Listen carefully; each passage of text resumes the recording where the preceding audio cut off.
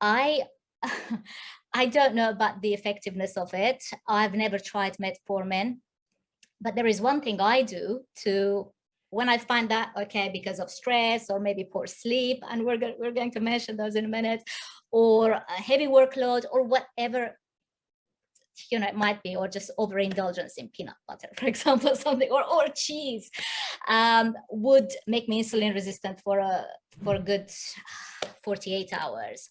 So I decide to fast. Well, just a whole day of fasting makes me insulin sensitive again. And this is the reason I do fasting, not only to heal my gut, which actually all the bloatedness goes away. So it's a wonderful feeling. It's such a liberating feeling, just feeling lighter and healthier.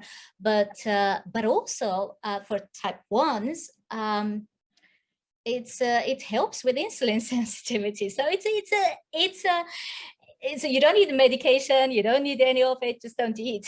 Don't eat. And if you are fat adapted, of course you can go without food for 24 hours. I mean, it's not such a big deal. And I have a Facebook group of type 1 diabetics.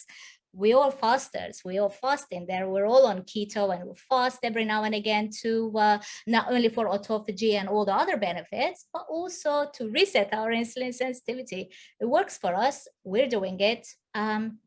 So what are your thoughts on fasting, be it extended or intermittent? But intermittent fasting cannot be such a challenging thing for people who are fat adapted. It just comes naturally, don't you think? Yeah, I think from a medical standpoint, anything with a patient, anything up to 1 meal a day, unless there's nothing else kind of a bit different going on with them, but 1 meal, anything up, I have zero concerns about. I think it makes a lot of sense. And something you touched on there, which I think is the benefit you will see being type 1 diabetic, which people that aren't type 1 won't see, is actually you eat a load of cheese and it will create that short-term insulin resistance, which I think there's probably some people out there that have been kind of the fat heavy keto diet that weren't quite seeing their goals because they hadn't appreciated that impact of that large amount of fat hitting in one go.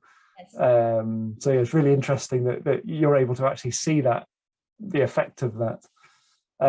But I think fasting means which you and I'm sure many listeners will know, that we probably weren't designed to eat all the time.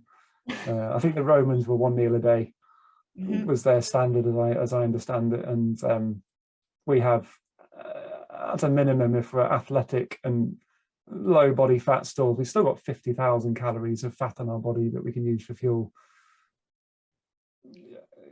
It makes sense that we shouldn't need to eat frequently. And if you're insulin resistant, there's even greater benefit, isn't there, than of having periods of not eating. So those insulin resistance can improve, that short kind of insulin resistance can improve, the insulin levels can drop, and you can start mobilizing and burning fat. It makes a lot of sense to me.